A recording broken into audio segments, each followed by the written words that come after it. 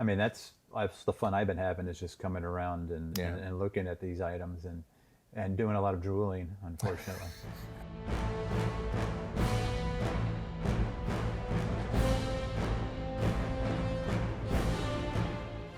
So thanks for coming in. Sure. I'm here with Scott Will. He's a friend of mine for 30 years or something like that. And anytime I think about anything related to Star Wars, I automatically think of you. You've been collecting for a while now. When Yeah. did you start collecting? Well, there'd be the initial time where as a child, when I first started, I don't think you'd say collect, but play, sometimes aggressively with the things. Right. Um, and I did save some things from that period, but to start collecting the items would have been probably closer to when I was in college, and I found a price guide in a comic book shop, and I started saying, "Oh, I used to have this. I used to have that," and it's worth that much now. Why'd I open that? Why Yeah. did it? Yeah. Yeah. And why did I light that action figure on fire with a can of gasoline? Unfortunately, I went through that stage in my childhood as well.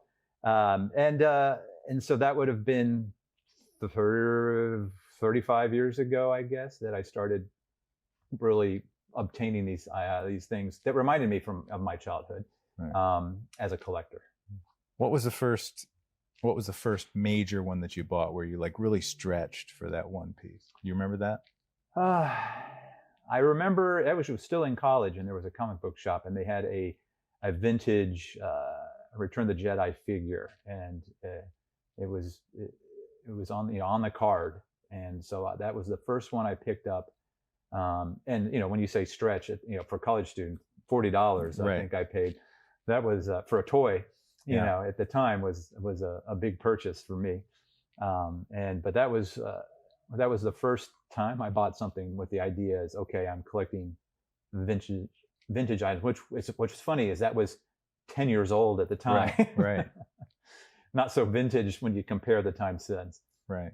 But it's did you take a particular direction, like on any did you try to accumulate as many of them as you could once you started collecting seriously? Well, back then it was pretty easy compared to, there was anything, you just collected anything that had Star Wars on it. There was a lot less at the time than there is today. And like, for example, when they started re-releasing, when they started coming with figures again in the 90s, I remember my wife, oh yeah, why don't you start picking those up, which was something she came to regret later, as they just kept coming. And 30 years later, they still keep coming. But I had to actually stop collecting the figures simply because I don't have that much space. So I became a bit more refined in my collecting sense. But at the time, it was anything and everything. And the only place, there wasn't online shopping either. So you had to go to a comic book shop or a convention, which were still kind of not as plentiful as they are today. Right. That was the only way, or you'd get lucky in an antique shop where those items were just starting to show up as with the idea that they were antiques. And I've been in that room, and you've expanded beyond that large room, which is floor to ceiling with shelving that islands into a couple places, Yeah. right? With your 12-back collection there prominently displayed. Have you ever counted the number of things that you have? Oh, no, I couldn't begin to guess how many things. But yeah, I've since refined, just for space reasons, many of the things I collect. Right. I had, of course, there was action figures, and then there was packaging for food items I like getting, especially if it's from overseas. Right. I've got Japanese Pepsi cans, and they just recently had Coca-Cola had a whole new run of Star Wars, so I had to run around to the stores and find all the versions of the Coke bottles. And so any food packaging, holiday related stuff I enjoy. It's just I have a lot of niches that besides everything, there's niches of things I enjoy collecting, especially if it's the kind of thing that's fun to hunt for. Right. But you're not putting together a collection based on like, oh, I want the highest value collection. No, You just no. stuff that interests you. Yeah, like when I first collected I wanted all of the 107 Marvel Star Wars comics from back in the day. I wasn't one of the types that would have to find the perfect version of it. It was more about having the whole collection so I can look at them all and see the artwork for them. Right. It wasn't about this has to be a mint condition kind of a thing. So it was about having the full set. Right. So, and there are a lot of people who collect just for, I've got the best selection of this, or they'll like, I've got such and such a thing, this line graded 85 or better. So like in sports cards, it's common for somebody to want like all of the 1956 set in, PSA 8 or better or something like that. And they're willing to really stretch to spend on the key cards. That's never interested you. I mean, of course, if there's multiple items on a shelf and I was going to buy one of them, I would, of course, at that point, find the one that was in the best shape, of course. Right. But it's not something where I already have this one item. I need to find one that's in better shape than that. Once I've got it, I feel, that's good enough. But you know those collectors. Oh, yeah. Yeah. There are people who will spend as much on getting their items graded as much as they will spend on purchasing the original piece. Because that's just what they value. They value that professional view of the quality and the condition of those things. Right. When third-party authentication is important, like in coins and cards and comic books and a lot of genres of collecting, it is relatively new as a phenomenon too. Right? When did you first start noticing the grading was a thing, like AFA and what's it, CAS? I think is the other one. Yeah. I had a friend who he would send everything he got as soon as he bought it off to be graded. It was that was very important to him. And, that was maybe 15, 18 years ago that I first started noticing that as part of the process of collecting. And that's useful for a variety. I mean, sometimes it's just your own personal knowledge of the quality of the item you have. And that's important. Sometimes it's for resale purposes. Sometimes it's for insurance purposes. Just to know the value of something so you can, protect those things. So there's a lot of different motivations for having something graded. So the values of things have gone up dramatically since you started collecting. Obviously, when the $40 figurine that you bought in college is probably worth 10 times that now. Probably, yeah. Depending on a lot of factors. But how have you seen the market? Like, when did you start noticing, oh my gosh, was it about the time you picked up you picked up the 12-back set? Yeah, full set of 12-back cards all as one purchase. As far as I remember, they were unpunched. A few of them are. Yeah, they were. My mom is an antique doll collector, and so she's in a doll club. And there was another woman who was in the doll club who was she was approaching 90 at the time, and she was going to go to assisted living and wanted to liquidate much of her collection. But she didn't want to just go to whoever showed up from an ad. She appreciated it going to another collector, and so because of that, I was able to get it at a price I could afford. But she had personally purchased the full set of figures herself in the store back in probably 78 when the 12-backs were on the shelf, and put them in a box and under a bed or something for the last 45, coming up on 50 years now. So have you ever, even though you don't collect for value, I mean, you're never going to sell those. That's a burden my children will have to face one day. That's like they're very conscious of this fact. Yeah, like so many parents and grandparents that I encounter. It's the same dynamic that goes on. The kids don't want this, but right now, the kids that were back in the 70s are now in that space where Gen Xers are buying stuff. They have disposable income, and they seem to have really latched on to this kind of toy, unlike some of the toys from the 50s and 60s. I mean, when I first got in this business, if you had vintage 50s, 60s, Lone Ranger type stuff, and even Lost in Space, and to a certain extent Star Trek, that was really hot. And now it seems as though that stuff has depressed a little bit, or at least plateaued. And this stuff and Ninja Turtle stuff has really gone up. Well, people do it for the fact that it reminds them of their childhood, the things that they loved at the time. I mean, I think it's about 6 years of Christmas and birthdays were Star Wars for me. Right. I was 6 years old when I saw the first movie, and it was from there, definitely through Empire Strikes Back heavy, and then I started outgrowing it as a plaything. In Return of the Jedi, I was 13, but 6 years of Christmas and birthdays where everything was Star Wars for me. And ripped open. And oh yeah, mercilessly. You don't save the package. No. Like I said, when I got to the 13 is when things unfortunately took a unfortunate turn, and the things with lighters and machetes and things, which I would, if I had a time machine, I would go back and talk myself out of that.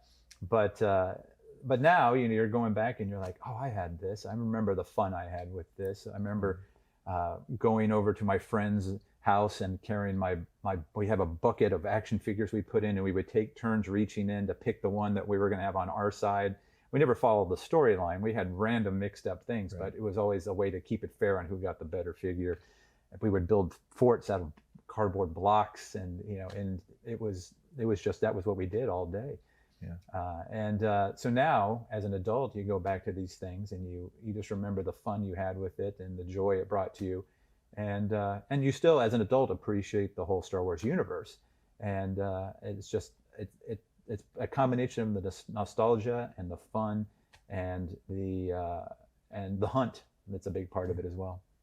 Interestingly, though, to your point about it being a happy memory, all of this collection, and you've seen most of it, there are hundreds and hundreds of action figures and play sets with Star Wars and also Ninja Turtles, and then dozens of other lines that I've never heard of. I mean, I'm 60, so I mean, there's some like Visionaries, and I'm like Bionic 6. I've never heard of some of these, but apparently there's a following for many of these lines, especially Ninja Turtles. I never even watched the show, but I did see the original trilogy, the real Star Wars movies. Yeah. And but what's interesting about this collection is it was assembled by somebody who is now in their 80s, and he would buy in bulk. Sometimes he would buy cases of some of this stuff, let his kids open some of them to play with, and then just squirrel away the rest. And he did this into the 90s, but pretty much stopped in 92, 93. He would pick up the odd thing and then throw it in a box. Like there are things, you spotted something earlier that was a later Star Wars just thing. But as far as the toys go, it's pretty much the original trilogy and then the Power of the Force, which ended like 90. 80 the original Power of the Force line was like 85, 86 or something like that. Concurrent with the re-release or something like that? No. Well, the original Power of the Force, not to be confused with the 90s Power of the Force. After Return of the Jedi came out, they kind of made a consolidated name for the line, since previously that it was based on the movies they were out. Right. So now they were doing all of Star Wars under the Power of the Force logo, and that was a shorter-lived before it kind of tapered off and stopped production altogether. Later in the 90s, when they started redoing the figures, they called those Power of the Force as well, but it was an unrelated time period to the original Power of the Force figures. The earliest figures are the 12 backs. And can you explain, for somebody who might not know, what that 12 back represents? Well, the very first carded figures that were released they called them 12 backs because on the back they feature 12 figures. They just show the line of figures that are out at that time. There was 12 of them. And that's kind of how they distinguish. There's a 21 back, there's a 32 back. That's based on how many images on the back they show. So the very first figures that came out in the first movie were the 12 backs, and it included some of the main: Darth Vader, Chewbacca, Han Solo, Princess Leia, Luke, all those. And under the of course, the Star Wars logo on it as well. There were more figures that came out with the Star Wars logo, but that's when they had more, like Cantina aliens came out on cards and other droids. And this, I'm just looking at this. This is one of the things I noticed looking through the collection. This is this crazy impressive card. Not a single crease, no stickers. The hang tag, I think it's called, is unpunched. That's what's been amazing looking at these things, is the condition of these figures. This is like near perfect. Well, this one's not near perfect, but I think it's kind of an important one. Oh yeah, this I'm not an expert on it, but looking at the length of his lightsaber, I believe this is a double telescoping lightsaber. Now the Luke, Obi-Wan Kenobi, and Darth Vader, they had a little slot in their arm that you push it forward and the lightsaber would come out. Now, majority of them have like a little tip that is just permanently glued in to the lightsaber. But there were some where that small tip would pull out an additional length to make the lightsaber longer. But because of the damage, and because those things would bend, break, and I guess potentially even choking hazard, they permanently sealed those in. But that makes, of course, what they call the double telescoping. I don't know if you can see that on there, because that's going all the way to the bottom of the blister, which makes me believe this is probably a double telescoping lightsaber, which is very rare. Well, this one's definitely going to AFA, because nobody's going to take an auction house's word that it's a double telescope without a third-party authenticator. Here's another pretty nice one. Here's a Leia that. Yeah, unpunched. Yeah, very, very good shape. 12 back. And a Han. And there are actual variations of Han Solo where he's got slightly different shaped heads. I don't know which one is more rare or not. They're going to AFA too. Yeah, they can tell you. Yeah. But yeah, Leia's gun is still, both their blasters are still taped inside the bubble. But yeah, and just perfectly smooth looking cards. Are amazing. And then this one's a Power of the Force figure that you pointed out to me and went, "Oh, hey!" the first time you saw this. What's interesting is you think the older the figure, the more valuable or rare, but not necessarily, because as they put out new figures, they kept releasing the old ones. Whereas toward the end of the run, they produced fewer figures because interest had dropped down. So an example of that would be the Yak Face, which was actually not released in the United States, which there alone makes it as more a scarce figure. And they also tried to add value to it by putting little collector coins on the figures. But this one has the Power of the Force logo, international. He's got looks like that French on there. And he is an alien from Jabba the Hutt's palace. No one even remembered probably at the time. He's just in the background. But Yak Face, who does have a official name since, back then they called every alien some goofy name like Yak Face and Hammerhead and all that. But they've later given him a name. I think his name's Sal or something like that. But he is very, very, very rare and very sought after by collectors due to the fact that he was not in the United States and is much more just in production quantity, much harder to come across. And again, this one has the hole is unpunched and it's in really impressive shape as well. It is yellowed, but yeah, the later bubbles, they had a different kind of plastic that just has aged more over the time. But that's kind of par for the course when it comes to the Return of the Jedi as well as the Power of the Force line. So you've seen the entire collection, or pretty much. I mean, you haven't examined each piece, but I was pretty taken by the fact that there's so much of it that was concentrated in only a few years, right? And it was in boxes stacked 7 feet high in a 300 square foot climate controlled storage. It's one of those unicorn collections. Mhm. I've never come across a collection of toys that was this just breathtaking, you know? Yeah, absolutely. I mean, like you said, there was only a few pieces we saw from the 90s, Yeah. and those are the only, nothing newer than that. Everything was from 78 to 85, just based on, I mean, there's the Star Wars logos, Empire Strikes Back logos are also some of the more common packaging we've seen in all of this. Yeah. But every version of a play set is here, from the cardboard only things to the full plastic play sets, the Death Star, you get the several versions of the Falcon I've seen, some very obscure things too. And then you got, besides the toys, you've got the porcelain, the mugs and the bathroom sets and cookie jars in there, the very odd C-3PO tape dispenser. And series 1 through 4 unopened wax boxes, which are currently at BBCE in Indiana getting authenticated as unopened wax. Yeah.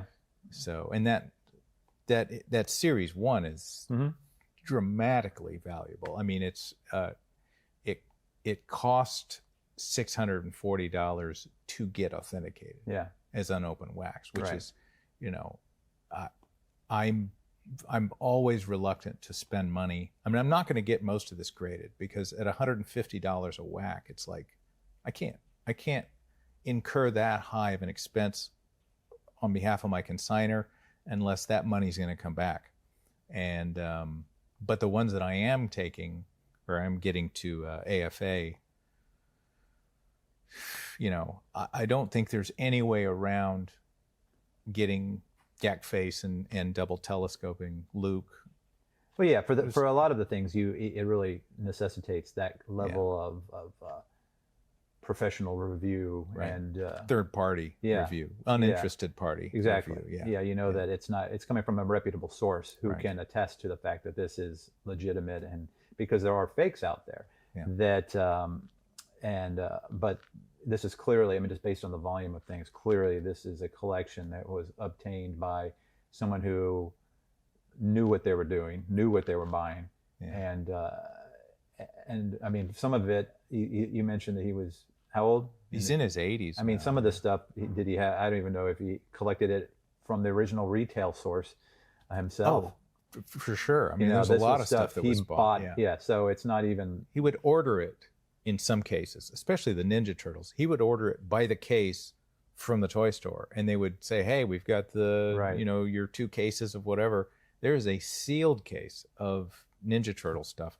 Can't figure out when it was. It's either 88, 89, or 91. I don't know which. But the Ninja Turtles collectors are going to know that stuff. And that, you know, what we're going to try to do when we don't get something authenticated or, you know, third party authenticated at AFA, we're going to at least try to say, you know, box has a, you know, on the back, it's got a little ding or a scratch or whatever, you know, the tape is toned. I mean, we're pretty good about describing condition, but I can't grade. I can't say, you know, I can say this looks like it would be in the 75 to 80 range, or the 80 to 85 range. But there's a real risk in that because, you know, if somebody submits it to AFA after I've claimed that it's going to fall within a range, but they've dented the... Well, the collector who wants that top of the line near mint looking action figure or box or something, they're going to want that kind of verification. Sure. Yeah. Whereas like something that looks like it had gone through, you know, a tumble dryer is, you know, there's no point in it at that point, because then it's somebody who's looking to, they like me, who would just love to get a hold of something in an original package like that. Well, and like this thing, this AT-AT it's in good condition. You know, it's not a perfect box. There's a little crease and a push and a whatever. Understand, all of these were packed away in boxes and stacked. So, I mean, and none of it had bubble wrap. It looks good to me. I mean, this looks like what you'd find if you bought it brand new off the shelf at the time. You used to find stuff in worse condition than that. For sure.